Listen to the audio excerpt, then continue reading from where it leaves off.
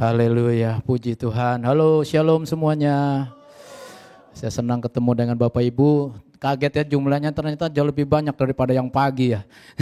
Pagi cuma di tengah, ternyata sudah penuh kiri dan kanan. Puji Tuhan.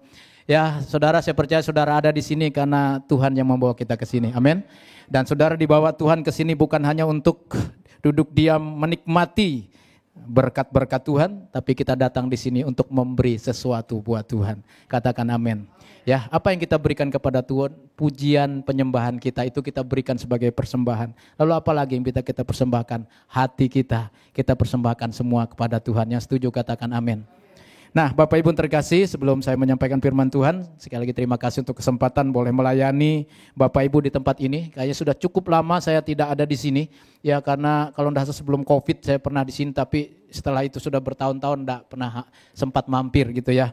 Dan hari ini diberi kesempatan boleh tukar mimbar dan saya mengucapkan terima kasih kepada gembala saudara. Ya, nama saya Bapak Pendeta Mesriyadi, melayani di Gajah Mada, lantai 12. Hari ini puji Tuhan di sana sebagai kepala koordinator ibadah sekaligus wakil gembala yang ada di Gajah Mada. Dan hari ini sekali lagi saya bersyukur untuk boleh memberikan firman Tuhan kepada Bapak Ibu. Dan saya percaya semua orang yang hadir pagi ini siap untuk diberkati Tuhan. Amin, puji Tuhan. Nah, baik Bapak Ibu, kita sebentar membuka firman Tuhan. Kita akan buka sebentar di dalam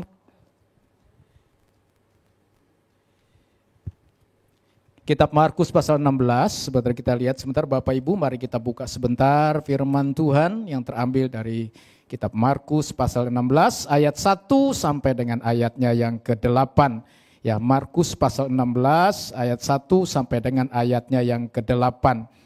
Ya Bapak Ibu, nanti dari beberapa ayat yang kita baca ini saudara kita akan berbicara banyak tentang Paskah. Nah, karena itu hari ini mari kita melihat ayat firman Tuhan. Nanti saya baca ayat yang ganjil, saudara baca yang genap, dan ayat ke-8 kita akan baca bersama-sama. Yang sudah baca, sudah buka Alkitabnya sudah, katakan amin dulu.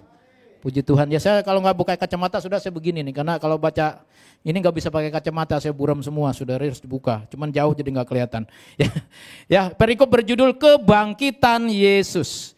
Ayat 1 demikian bunyi firman Tuhan, setelah lewat hari Sabat, Maria Magdalena dan Maria ibu Yakobus dan Salome memberi rempah-rempah untuk pergi ke kubur dan meminyaki Yesus. Ayat 2.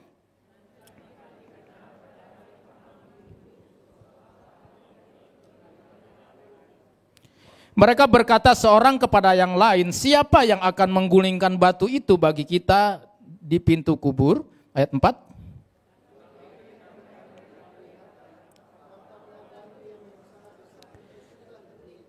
Lalu mereka masuk ke dalam kubur dan mereka melihat seorang muda memakai jubah putih duduk di sebelah kanan. Mereka pun sangat terkejut. Ayat 6.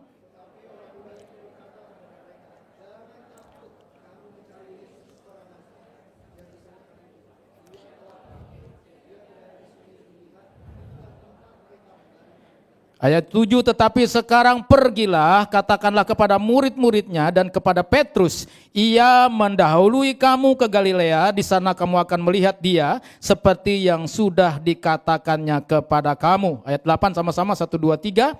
Lalu mereka keluar dan lari meninggalkan kubur itu sebab gentar dan dahsyat menimpa mereka. Mereka tidak mengatakan apa-apa kepada siapapun juga karena takut. Katakan amin. Puji Tuhan. Bapak Ibu, saya percaya semua kita sadar betul bahwa Paskah ada sesuatu yang penting bagi kita sebagai orang Kristen, ya.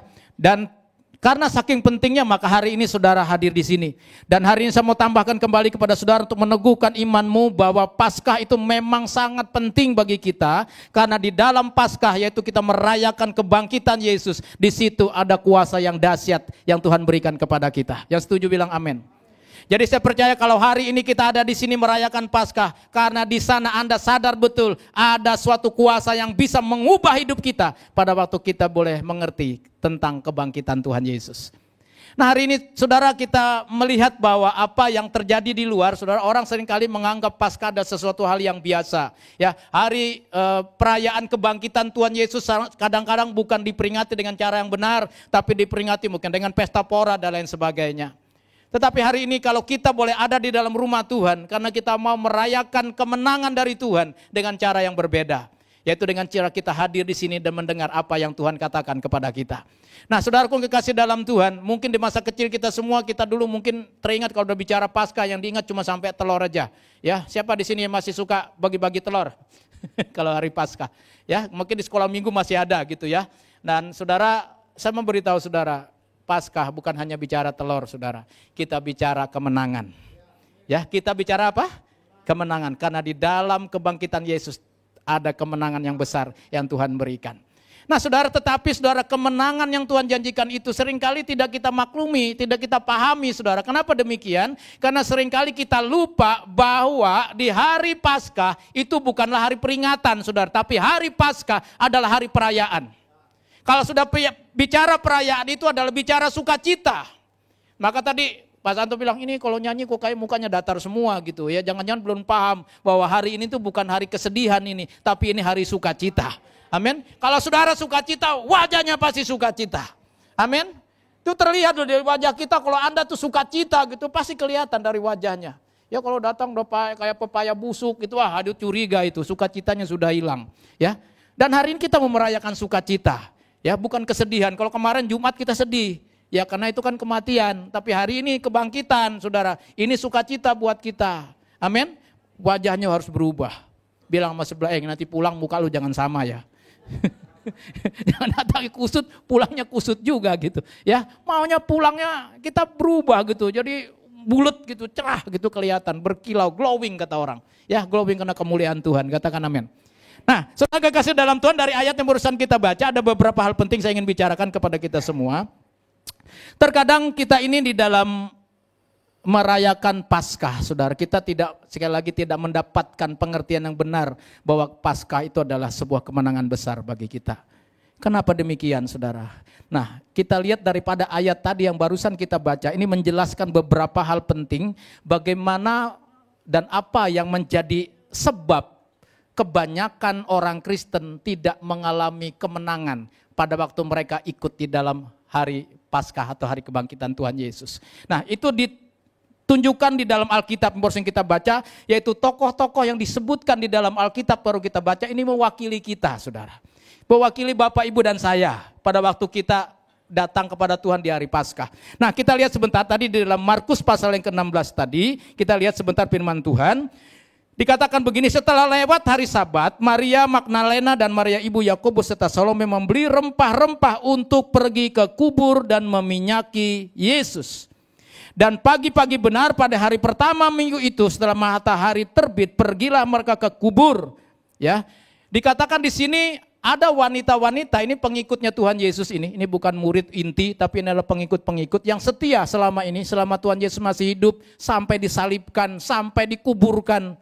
Mereka setia mengikut Tuhan Yesus.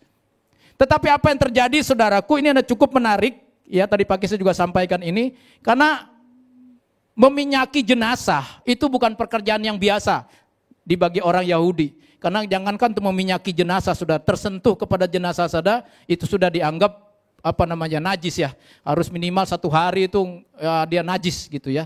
Dan tapi wanita-wanita ini mereka begitu kekeh orang gitu ya, begitu semangat untuk pergi ke kubur gitu. Nah, kenapa demikian? Memang kalau kita lihat dari sisi penguburannya sebenarnya ini menarik juga gitu. Kenapa? Karena Tuhan Yesus itu matinya tuh menjelang hari Sabat. 3 jam lah kurang lebih sebelum hari Sabat gitu ya. Nah, sehingga apa yang terjadi pada waktu diturunkan dari salib dan dimasukkan ke dalam kuburan, saudara, yang digali dari batu gitu ya.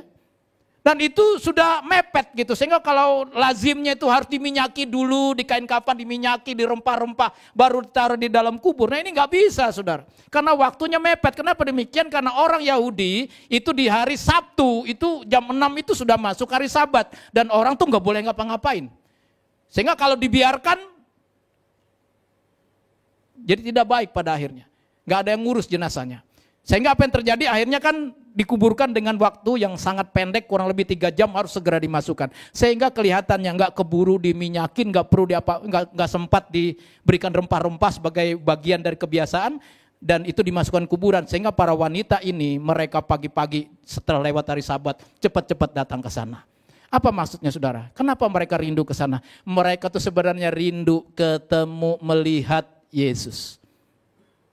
Tapi sayang yang dilihat siapa? Yesus yang sudah mati. Itu yang mereka mau lihat. Seringkali saudara, ini adalah gambaran dari kita sebagai orang yang percaya. Pada waktu kita datang merayakan hari Paskah, kita datang, kita lupa, kita sedang mau cari Yesus bukan yang mati, saudara. Kita mau ketemu Yesus yang hidup, katakan amin. Kalau Yesusnya mati, tidak hidup, maka dia tidak bisa mengubah hidup saudara. Kalau kita cari Yesus yang tidak berdaya, maka dia tidak akan mampu menolong saudara dan saya. Jadi kalau orang pemahamannya, oh ya sampai Yesus mati Anda nggak punya pertumbuhan iman yang benar, tidak memahami bahwa Paskah adalah bicara kebangkitan, bicara kemenangan, saudara, maka jangan heran iman kita banyak lemahnya. Ada tantangan sedikit, kayaknya nggak mampu, nggak berdaya. Ada masalah sedikit langsung, wah bentar gua murtad nih. Ada tantangan kehidupan, oh saya pergi ninggalin Tuhan Yesus. Kenapa? Karena dia lupa bahwa Yesus hidup dan kalau hidup dia berkuasa. Amin saudara. Dan saya memberitahu saudara, hari ini Anda datang sini karena Anda rindu ketemu bukan Tuhan yang mati, tapi Tuhan yang hidup. Karena dia hidup, dia mengubah hidup saudara. Anda yang kalah diberikan kemenangan oleh Tuhan. Anda yang tidak berdaya diberikan kekuatan oleh Tuhan. Semua di sini yang tidak punya pengharapan, engkau yang sedang putus asa, pada waktu engkau ketemu Yesus yang hidup, hidupmu pasti diubah oleh Tuhan. Yang setuju katakan amin. Nah saudara, ini adalah halangan pertama yang seringkali kita lupa bahwa kemenangan di hari Paskah itu sudah terjadi bagi kita. Karena kita lupa mencarinya Tuhan bukan Tuhan yang hidup, tapi nyari Tuhan mati. Tapi hari ini jemaat yang ada di LGF sini semuanya pasti mau cari Tuhan Yesus yang hidup. Katakan amin. Ya senggol sebelahnya, cari Tuhan Yesus yang hidup gitu. Kayaknya cuma matanya gini semua, suruh kiri kanan matanya ke depan. Ya, bilang sama sebelah kita, cari Tuhan Yesus yang hidup. Dia yang mampu mengubah hidup kita. Amin saudara. Itu penghalang nomor satu, ya kita tidak mencari Yesus yang hidup, tapi hari kita percaya kita setelah memutuskan untuk cari Yesus yang hidup. Masalah kedua adalah kita lupa kemenangan Tuhan di atas kayu salib adalah karena yang berikut ini. Ayat 3 berkata demikian, mereka berkata seorang kepada yang lain, siapa yang akan menggulingkan batu itu dari pintu kubur? Saudara, saya 2013 puji Tuhan diberi anugerah oleh Tuhan pergi ke Israel dan melihat dengan mata kepala sendiri bagaimana itu kuburnya Tuhan Yesus. Dan saya berdoa Bapak Ibu di sini engkau juga pergi ke sana untuk lihat. Amin. Jadi di sana itu kalau saudara pergi, ini saya ceritain, mungkin mohon maaf ya kalau yang udah pergi, kalau salah-salah koreksi saya ya. Tapi ini yang saya dapat waktu saya pergi. Jadi di sana itu waktu kita pergi untuk melihat kubur Tuhan Yesus akan nanti biasa diarahkan ke dua tempat. Satu di dalam tembok Yerusalem, yang satunya keluar, saudara. Nah, biasa kalau yang di dalam tembok itu tempatnya itu kayak bangunan, semua kayak bentuk bangunan, semua lalu dengan ornamen-ornamennya, lalu dengan bau-bau garu dan sebagainya, intinya bau lah gitu ya, kayak orang tempat penyembahan apa gitu. Lalu itu dekat-dekat di sini tempat Yesus disalib, di sini ada batu kayak gitu ya, batu itu kata tempat meletakkan mayat Yesus setelah turun dari salib. Dan itu kalau pergi ke situ saudara, orang-orang itu bawa sarung tangan, bawa dia punya kain, pokok apa aja. Tahu apa yang mereka lakukan? Mereka ngelap itu batu. Dilap batu, dikantongin, itu disimpan, mungkin jadi jimat kali ya. Jadi digituin di situ. Lalu nggak jauh dari situ mungkin sekitar 10-20 meter itu ada bangunan lagi di sana. Nah bangunan itu gelap saudara, lalu ya baunya itu tadi, maaf saya karena nggak terlalu suka bau hio gitu, ini bau hio lah kurang lebih begitu, penuh di situ. Tapi itu gelap gulita. Dan saya mau jujur waktu saya ikut di situ saudara, saya nggak dapat sesuatu apa-apa. Lalu apa yang terjadi setelah selesai dari situ adalah kita semua orang anak Tuhan ya, apalagi orang-orang Pentakosta nih kan nggak terlalu mikirin urusan batu ya, nggak ada, kita cuma nontonin orang gitu ya, kita fotoin, kita malah sibuk-sibuk foto gitu ya, jadi nggak terlalu ada sakralnya gitu rasanya kita di situ. Tapi akhirnya kita diarahkan ke satu tempat yang berbeda saudara.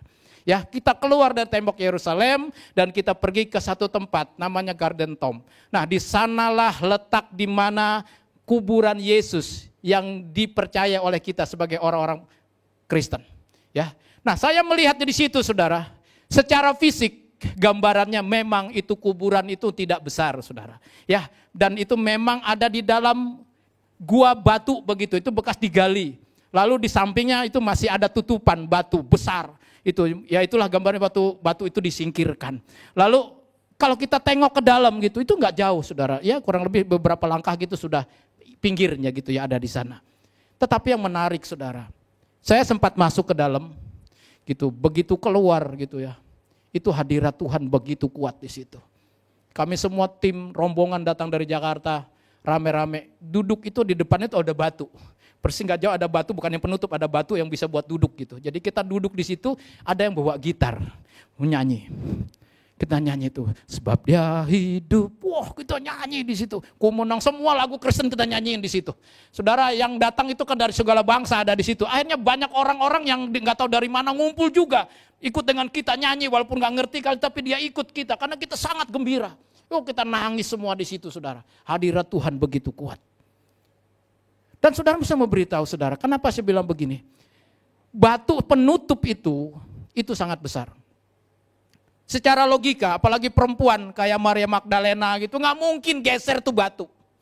Itu nggak bisa dijalankan 1-2 orang laki-laki, itu nggak bisa, itu rame-rame baru bisa ditutup.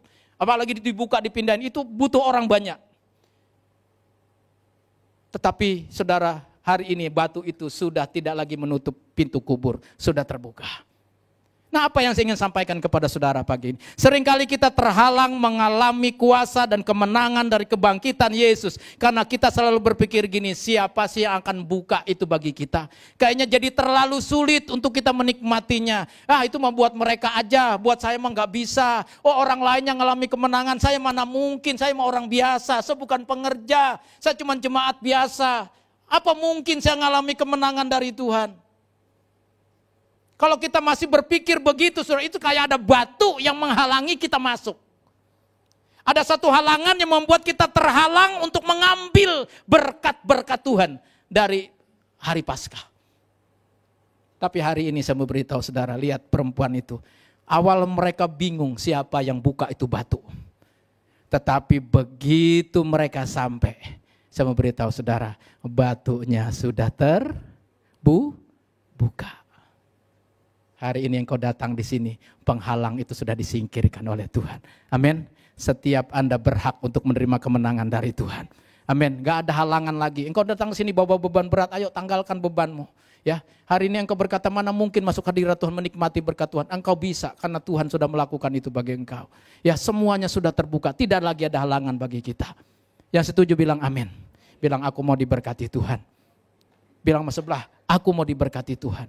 Pintunya sudah dibuka. Yang setuju bilang, amin.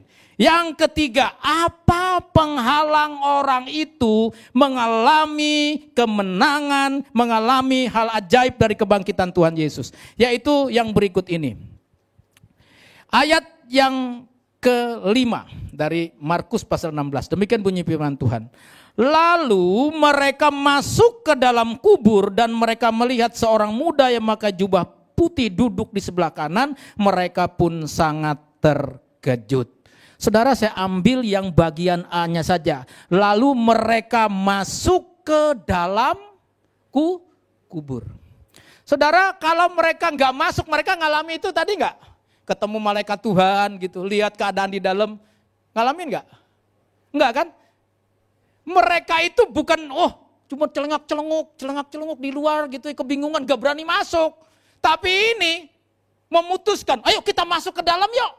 Akhirnya mereka masuk ke dalam, maka mereka melihat keadaan yang di dalam, bahkan ketemu malaikat Tuhan di situ. Seringkali kita tuh gak bisa diberkati di hari Paskah, gak dapat sesuatu di hari Paskah. Kenapa? Karena kita gak mau masuk lebih dalam lagi. Semua biasa-biasa aja. Yang penting hari Minggu, hari Paskah datang, malu sama Bapak Pendeta kalau saya nggak datang. Malu sebagai orang Kristen kalau saya nggak mampir ke gereja di hari Paskah. Maka lucu ya, orang Kristen tuh biasa cuma mengingat 4-5 perayaan. Yang paling umum pasti hadir. Yang satu, Natal. Betul? Natal hadir? Malu kan kalau nggak datang hari Natal? Nah itu Natal. Habis itu apa lagi? Habis Natal? Jumat Agung, kemarin Jumat toh, Ada di sini yang nggak pergi? Pergi semua, datang. Oh saya nggak, Pak, saya jalan-jalan, Pak. Ya, biasa itu diingat tuh Jumat Agung tuh. Ya, kenapa itu penting? Lalu berikutnya apa? Hari Paskah, datang. Syukur-syukur kalau sempat lagi ya. Tapi hari ini semua sempat, puji Tuhan. Tapi berikutnya apa lagi? Udah, lewat. Paling nanti pas hari kenaikan Tuhan Yesus. Nah itu dia datang tuh. Nah kebanyakan kalau cuma ngikutin begitu aja saudara, iman kita kurang bertumbuh. Kita menjadi orang Kristen yang hanya tampak di luar saja, gak berani lebih sungguh-sungguh. Gak berani lebih lagi menikmati berkat Tuhan. Gak berani lebih setia lagi dengan Tuhan. Saya tadi ngobrol sebenarnya sama Pak Santo. Dia berkata gini, jemaat kita di sini sedang diajar. Supaya mereka lebih sungguh-sungguh lagi dengan Tuhan. Mereka boleh ketemu dengan Tuhan. Dan saya katakan, amin. Itu memang harus ada di dalam gereja. Tapi kalau engkau mau mengalami perubahan hidup karena ada kebangkitan Yesus, engkau harus berani masuk lebih dalam lagi. Engkau harus berani lebih sungguh-sungguh lagi dengan Tuhan. Jangan main-main lagi. Jangan main-main di luar, saudara. Mainnya di dalam. Nikmati itu hadirat Tuhan. Ya, jangan hanya muter, hari Minggu datang, pulang biasa. Ada acara apa, datang gereja, pulang biasa. Hari Rabu ada rumah doa, datang, pulang biasa aja. Yang kayak gitu biasanya karena kurang lebih mau masuk. Menikmati kemenangan yang dari Tuhan. Hari ini saudara, ayo. Kalau sudah ada di sini Tuhan, aku mau Tuhan ngalamin. Bahkan tiap minggu waktu Anda ibadah, engkau berkata Tuhan, aku mau mengalami Tuhan. Aku mengalami jamahan Tuhan. Aku mengalami kemenangan dari Tuhan sepanjang waktu dalam hidup ini. Yang setuju katakan amin. Setia. Sungguh-sungguh. Jangan main-main lagi dengan Tuhan. Ingat waktunya tidak lama lagi. Alkitab berkata, dia bilang aku datang segera. Gak punya cukup waktu kita. Sekarang waktunya, kalau mau sungguh-sungguh sekarang. Ayo benar-benar di hadapan Tuhan. Ya, ikuti ibadah-ibadah dengan rutin. Apalagi ada tantangan juga ya. Katanya siapa di sini yang mau melayani Tuhan? Tuh. Ingat melayani Tuhan di gereja kan cuma 2 jam aja saudara. Ayo kalau yang terbeban datang melayani Tuhan. LJ Fluid ini lagi butuh pengerja nih. Ayo. Betul gak Pak? Ini takut saya salah ngomong lagi terbawa bilang gak usah. Perlu nambah gak Pak? Perlu ya? Tuh dengerin tuh. Kalau mau sungguh-sungguh sama Tuhan, saya gak mau lihat jemaat mau datang di sini duduk sebentar pulang. Enggak. Ayo dong ambil kontribusi dong buat gerejamu. Yang setuju bilang amin. Belajar melayani Tuhan. Ada bilang Pak saya udah tua Pak. Tua juga masih dipakai Tuhan. Itu ada Pak Yanto. Mana Pak Yanto? Itu teman saya juga tuh. Di sini ada Pak Yanto. Itu usianya lebih tua dari saya. Jauh setia dia. Kita tuh pasukan pengubur. Kenapa dulu teman saya baptisan. Jadi kalau tugas baptisan ada Pak Yanto tuh kita selalu ya nguburin orang di kolam baptisan. Tapi sampai usia lanjut dia tetap melayani Tuhan. Amin. Nah, apalagi yang muda, kalau yang tua aja mau masa yang muda gak mau, yang muda bilang amin dulu. Amin ya. Ayo belajar melayani Tuhan sungguh-sungguh. Kalau engkau mau mengalami kemenangan dari Tuhan, ayo sungguh-sungguh sama Tuhan. Jangan main-main. Hari ini pun ayo jangan main-main datang sama Tuhan. Bilang aku rindu sama Tuhan. Mungkin tadi baru datang gak berasa, tapi sekarang. Ini masih ada waktu kan, kurang lebih setengah jam lagi ibadah kan. Ayo nikmati nih setengah jam berikutnya ini. Engkau sungguh-sungguh sama Tuhan. Yang mengerti katakan amin. Haleluya. Nah puji Tuhan, saudara yang kekasih dalam Tuhan Yesus, itu adalah penghalangnya. Tapi sekali lagi, apa sih kemenangan yang Tuhan janjikan kepada kita? Nah ini kita perlu tahu. Tadi pagi saya sudah singgung sedikit, ya bahwa di dalam apa yang barusan kita baca di dalam firman Tuhan ini, dalam Markus pasal 16 ini bicara ada 2 perkara penting ya. Yang pertama adalah kita bicara tentang kemenangan yang Tuhan berikan secara rohani. Yang kedua adalah kemenangan yang diberikan Tuhan secara jiwa dan tubuh kepada kita. Jadi kemenangan di Paskah ini, kebangkitan Yesus itu komplit. Ya, kemenangan secara roh iya, kemenangan secara jiwa juga iya, dan tubuh juga efeknya akan nyampe kepada tubuh. Ya, itu diberikan kemenangan. Mau tahu? Ya mau tahu angkat tangan dulu. Kurang semua. Ada yang nggak mau denger nih? Semua pasti mau dengar. Bilang amin. Haleluya. Nah sekarang kita lihat firman Tuhan lagi kembali ke Markus pasal 16 di dalam ayatnya yang ke-6. Tetapi orang muda itu berkata kepada mereka, jangan takut. Kamu mencari Yesus orang Nazaret yang disalibkan itu. Lalu katanya, ia telah apa? Bangkit. Ia tidak ada di sini. Lihatlah. Inilah tempat mereka membaringkan dia. Ayat ini mengatakan malaikat Tuhan berbicara kepada Maria Magdalena dan teman-temannya, kamu nyari Yesus yang disalibkan itu. Dia tidak ada di sini. Lihat, kubur udah kosong, nggak ada siapa-siapa. Kenapa begitu? Kan dia berkata, Yesus telah bangkit. Dan inilah sukacita kita hari ini. Karena Yesus tidak mati selama-lamanya, melainkan dia bangkit. Yang setuju katakan amin. Ini adalah hal yang sangat penting bagi kita. Kenapa demikian? Karena secara rohani saudara, kebangkitan Yesus itu sangat berguna bagi kita. Yang pertama saudara, kebangkitan Tuhan Yesus itu membuktikan bahwa dia berkuasa atas maut. Katakan amin. Tuhan Yesus berkuasa atas maut. Maut tidak bisa menguasai dia. Saudara, mungkin ada orang yang kita tahu mati bangkit. Ada, tadi Pak Santo sempat sindir di ibadah satu. Siapa? Lazarus. Lazarus bangkit nggak? Bangkit, tapi bukan dia bangkit sendiri toh, dibangkitin sama Tuhan Yesus. Dan yang lebih parah lagi ya Lazarus mati lagi. Kalau Tuhan Yesus beda. Ya, dia bangkit dan tidak mati lagi. Dan itu membuktikan bahwa maut itu tidak berkuasa. Tetapi firman Tuhan berkata, kita lihat sebentar ayat firman Tuhan. Di dalam Ibrani pasal 2, 14 ayat 15 sebentar. Ibrani pasal 2, 14 ayat 15 bisa ditampilkan di depan. Ya, kita baca sama-sama yuk, 1, 2, 3. Anak-anak dari darah dan daging. Maka ia, yaitu Yesus, juga menjadi sama dengan mereka dan mendapat bagian dalam keadaan mereka supaya oleh kematiannya ia memusnahkan dia, yaitu iblis yang berkuasa atas maut, dan supaya dengan jalan demikian ia membebaskan mereka yang seumur hidupnya berada dalam penghambaan oleh karena takutnya kepada maut. Saudara kekasih dalam Tuhan, apa yang paling menakutkan bagi kita sebagai orang, sebagai manusia lah ya? Apa yang paling menakutkan? Yaitu maut. Dan firman Tuhan berkata, Roma 3 ayat 23, semua orang itu telah berbuat dosa dan telah kehilangan kemuliaan Allah. Roma 6 23 berkata apa? Sebab upah dosa itu maut katanya.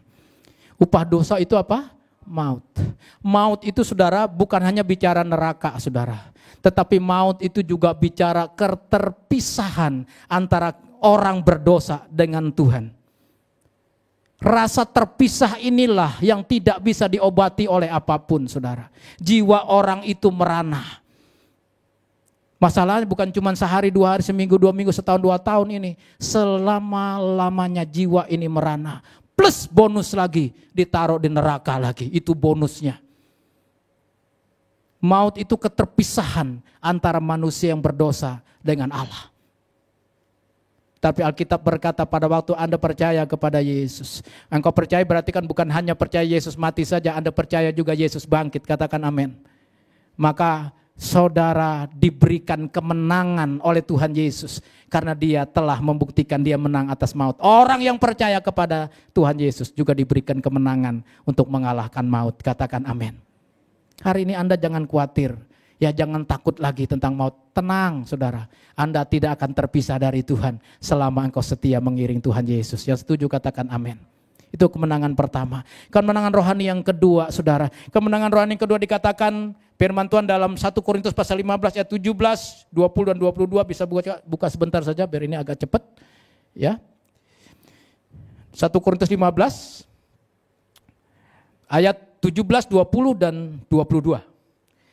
Oke, sambil menunggu perhatikan demikian firman Tuhan. Dan jika Kristus tidak dibangkitkan, maka sia-sialah kepercayaan kamu dan kamu masih hidup dalam dosamu. Saudara, kalau Tuhan Yesus enggak bangkit, Alkitab menuliskan, enggak ada gunanya Anda datang ke gereja, enggak ada gunanya. Enggak ada gunanya datang rumah doa, enggak ada gunanya baca Alkitab. Bahkan dikatakan dosa kita juga enggak diampuni ternyata. Kalau dia tidak bangkit, bohong semua. Tetapi firman Tuhan berkata demikian.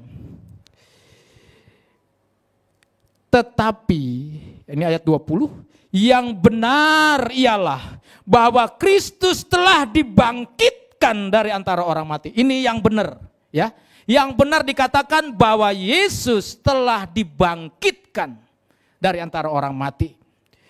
Dan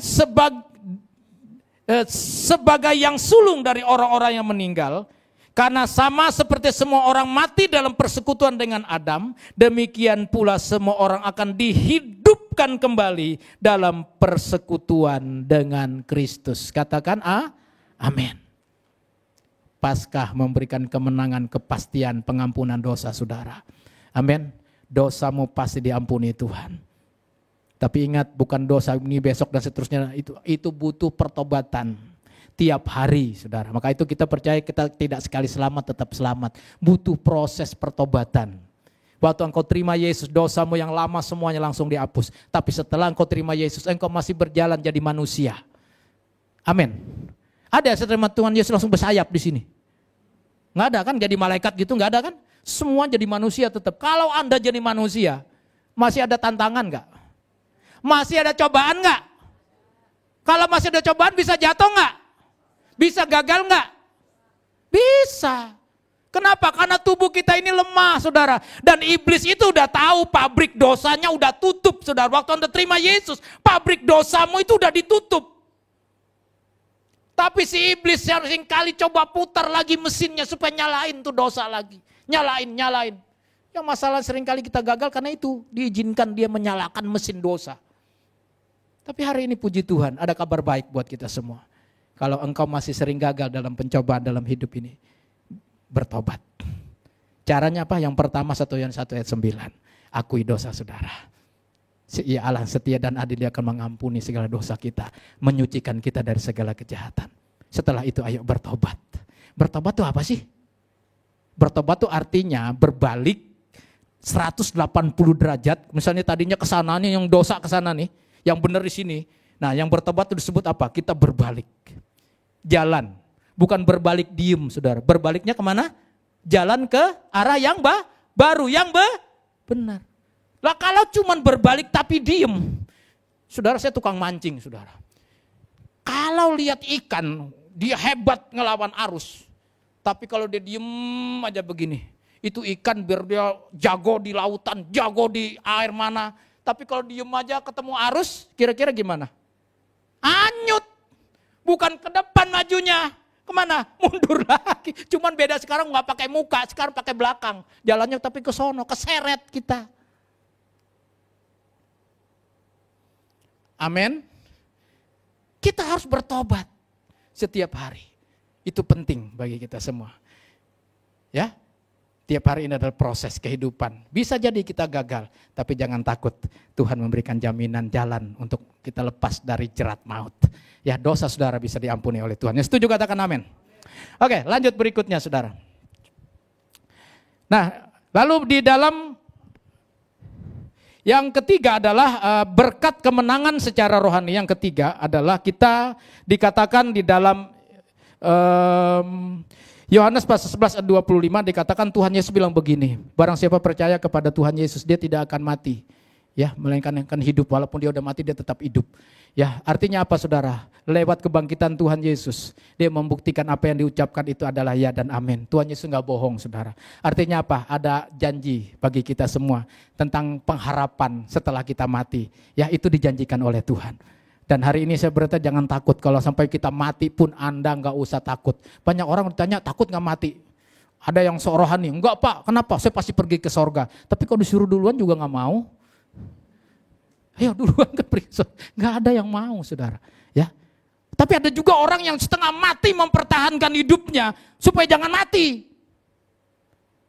Dengan segala macam cara saudara orang berusaha untuk tidak mati saudara. Tapi saya mau beritahu kepada Bapak Ibu yang ada di tempat ini, semua kita pada akhirnya akan mati.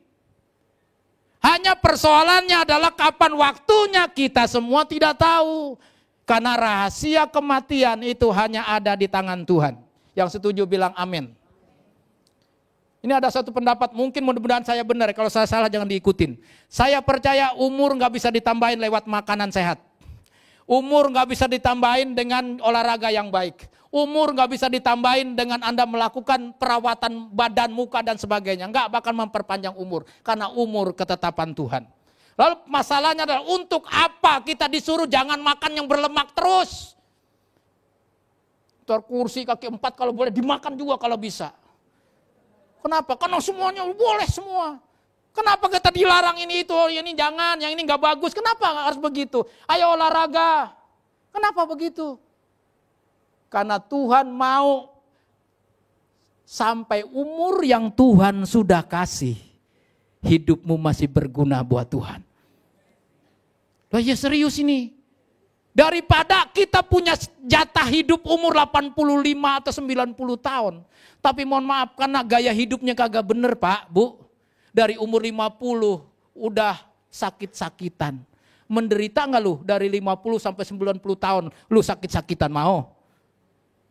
Nggak mau nggak? Nggak ada yang mau kan? Tuhan tuh mau, maka disuruh jaga kesehatan, disuruh kita olahraga dan lain sebagainya. Untuk apa? Supaya pada waktu batas yang Tuhan sudah tetapkan itu nyampe keadaan kita kayak Daud, saudara. Anda tahu nggak Daud tuh matinya kayak gimana? Lanjut umur, sehat, kaya raya, penuh kekuasaan, kemuliaan luar biasa. Mau nggak kayak gitu?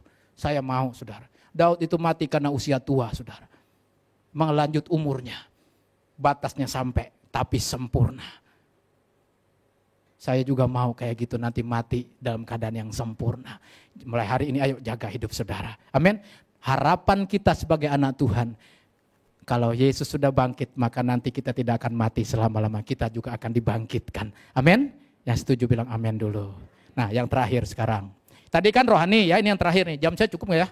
Mudah-mudahan cukup ya, sebentar aja ini. Sekarang apa kemenangan secara jiwa? Yang berefek kepada tubuh tentunya, ya. Secara jiwa, saudara, kita lihat di dalam ayat firman Tuhan ini juga ada di sini tadi, ya. Ayat 7 dikatakan demikian dari Markus pasal 16. Tetapi sekarang pergilah, katakanlah kepada murid-muridnya dan kepada Petrus, ia mendahului kamu ke Galilea. Di sana kamu akan melihat dia seperti yang sudah dikatakannya kepada kamu. Saudara, di dalam ayat ini ada suatu hal yang menarik, saudara. Malaikat tuh bilang begini, kamu tolong kasih tahu kepada semua murid-murid daripada Tuhan Yesus. Katakan dia sudah bangkit dan kemudian dia sudah mendahului kamu ke Galilea. Ya, dan kamu akan melihat dia di sana. Nah saudara, kata melihat di sana, ini adalah sesuatu yang ternyata ada sesuatu yang penting. Kan tersirat kemenangan di situ. Ya. Nah kenapa demikian saudara? Karena ternyata murid-murid itu kan pada waktu mereka ditinggal oleh Tuhan Yesus karena mati di kayu salib. Keadaan mereka kan kacau saudara. Ya, mereka kehilangan pemimpin. Mereka tidak lagi ada arahan saudara. Mereka tuh sangat membutuhkan tuntunan. Dan Alkitab berkata Tuhan Yesus dalam Kisah Para Rasul pasal 1 ayat 3 dikatakan. Sampai Tuhan Yesus perlu datang menampakkan diri kepada mereka berulang-ulang. Jadi Tuhan berkata apa? Setelah dia bangkit, dia tidak tinggal diam. Dia datang kepada murid-muridnya menunjukkan diri berulang-ulang. Kenapa ini perlu dilakukan oleh Tuhan Yesus? Sehingga harus menampakkan diri dengan berulang-ulang. Karena yang pertama manusia itu saudara gampang lemah. Manusia itu gampang kehilangan iman kalau ada tantangan. Maka saudara ada lihat banyak orang hari-hari meninggalkan Tuhan Yesus. Kita sudah tahu siapa orang-orangnya dan coba selidiki latarnya saudara. Mereka tidak punya iman yang kuat kepada Tuhan. Maka itu begitu ada tantangan langsung hilang. Ada tantangan langsung murtad. Begitu ada masalah langsung meninggalin Tuhan. Saudara semua beritahu saudara. Tuhan Yesus dikatakan dia datang ketemu kepada murid-murid berulang-ulang. Untuk apa? Yang pertama, membuktikan bahwa dia hidup. Sebuah kejadian akan dianggap sah kalau ada yang lihat. Itu sah. Dan murid-muridlah saksinya bahwa Tuhan Yesus menampakkan diri. Lalu saudara, kenapa dia perlu datang kepada murid-murid? Bahkan kalau saudara cek dari semua cerita kebangkitan Tuhan Yesus. Dia datang kepada pribadi-pribadi dengan masalah-masalah yang berbeda. Dia menemui orang-orang setelah dia bangkit dalam keadaan mereka bermasalah yang macam-macam. Dan mungkin itu mewakili kita hari ini. Saudara datang di sini mungkin punya persoalan masing-masing kan? Ya, kita pasti punya semua persoalan masing-masing. Tapi ingat Yesus bangkit loh. Dan dia hari ini mau menampakkan diri kepada kita semua. Amin. Mungkin ada di antara kita di sini datang kayak para wanita-wanita tuh, Maria Magdalena dan sebagainya, sedih. Aduh Tuhan, kenapa mati Tuhan? Mungkin ada yang kayak gitu. Kenapa sih harus meninggal? Kenapa suamiku diambil Tuhan? Kenapa orang yang aku cinta gak ada lagi sama saya? Kenapa saya ditolak orang Tuhan? Aduh aku sedih Tuhan. Tapi Yesus datang menghibur mereka. Di dalam ayat lain, di dalam sebelum keluar dari kubur, itu ada cerita juga. Tuhan Yesus juga menampakkan diri kepada para wanita-wanita itu. Sehingga hati mereka terhibur. Mungkin ada di antara sini engkau sedang berduka, percayalah hari ini Tuhan mau hibur saudara. Yang setuju katakan amin. Ada juga saudara mereka yang kehilangan harapan. Kayak Kleopas tuh kalau saudara cerita tentang jalan ke Emmaus, ada 2 orang yang lalu ngobrol ketemu Tuhan Yesus. Apa yang mau diobrolin apa? Mereka itu kehilangan harapan karena Yesusnya mati. Kenapa? Mereka bilang kami berharap dialah membebaskan bangsa Israel dari penjajahan Romawi. Ternyata mati digantung di kayu salib. Hilang harapannya. Ada di sini yang lagi hilang harapan. Kok nggak tahu apa yang terjadi besok. Semua yang saya rancangkan tidak sesuai dengan harapan. Tapi hari ini saya mau beritahu saudara, Tuhan ingin menampakkan dirinya kepada saudara. Amin. Atau Anda seperti si Thomas. Tahu Thomas? Cerita Alkitab. Waktu orang semua bilang, weh kami telah melihat Tuhan, dia telah bangkit. Dia jawabnya apa saudara? Mana mungkin, bohong kalian semua. Aku tidak percaya bahwa dia bangkit sebelum aku mencucukkan jariku ke lubang pakunya atau ke lambungnya. Aku gak bakalan percaya. Sampai akhirnya Tuhan Yesus perlu datang sama Thomas. Secara pribadi, Thomas ini kamu. Coba nih, ini aku. Kalau nggak percaya, coba cucukkan jari kamu ke bekas paku ini. Saudara baru tersadar, Tuhan aku percaya. Tapi Tuhan berkata apa? Berbahagialah mereka yang percaya walaupun tidak melihat. Hari ini mungkin ada di antara sedang goyah iman saudara. Engkau sedang ragu, engkau sedang bimbang tentang keselamatan, tentang Tuhan Yesus. Mungkin dengan YouTube atau berita-berita media sosial sana membuat iman saudara goyah. Tapi semua beritahu saudara, kebenaran adalah kebenaran. Hari ini Tuhan ingin datang melawat saudara. Yang berikut yang terakhir, mungkin ada di sini datang kayak Petrus. Nama anak saya Petrus, kayak gembala saudara di sini namanya Petrus juga. Dan kalau Petrus tuh memang begitu saudara, agak sedikit, gitu ya. Berani gitu, wah nekat dikit-dikit gitu. Si Petrus saudara, kenapa perlu dijamah dilawat, Tuhan datang sama dia secara pribadi. Bahkan ditulis tadi kan, terutama sama Petrus kan, kenapa? Karena Petrus itu merasa bersalah. Dia merasa gak layak lagi. Kenapa dia telah berkhianat dan menyangkal Tuhan. Hari ini mungkin ada di antara kita mewakili Petrus. Engkau mungkin pernah berkhianat sama Tuhan. Engkau mungkin pernah menolak meninggalkan Tuhan dan sebagainya. Mungkin di dalam tindakan hari-hari saudara, engkau telah meninggalkan Tuhan. Tapi hari ini saya mau beritahu saudara, Tuhan Yesus mau datang karena dia telah bangkit untuk datang memulihkan keberadaanmu. Petrus ketemu Tuhan Yesus, hidupnya berubah. Orang yang tertolak diterima oleh Tuhan. Orang ini merasa begitu hancur hidupnya, diterima oleh Tuhan. Dan dia dipakai Tuhan luar biasa. Hari ini mungkin engkau pernah gagal dalam hidup saudara kayak Petrus, ninggalin Tuhan. Tapi semua beritahu saudara, kalau engkau ketemu Tuhan Yesus, hidupmu pasti diubah Tuhan. Katakan amin. Engkau bisa dipakai Tuhan luar biasa. Dan yang pasti Tuhan Yesus masih mau terima saudara. Beri kemuliaan buat Tuhan Yesus. Karena itu hari ini jangan engkau putus asa dalam mengiring Tuhan Yesus. Percayalah, dia menerima kita apa adanya. Ya, jangan pernah mundur dari Tuhan. Nikmati berkat kebangkitan Yesus. Secara rohani engkau diberkati. Tapi secara jiwa itu kan pikiran, perasaan, kehendak kita. Itu dikuasai, dipenuhkan dengan sukacita baru oleh Tuhan. Dan efek lainnya sudah memberitahu, tubuh kita pun akan tetap sehat. Ya, hati yang gembira adalah obat yang manjur. Amin. Kalau mau sehat mulai dari hati. Mulai dari hidupmu yang benar, jiwa Anda benar, roh Anda benar, tubuhmu ikut benar. Yang setuju bilang amin.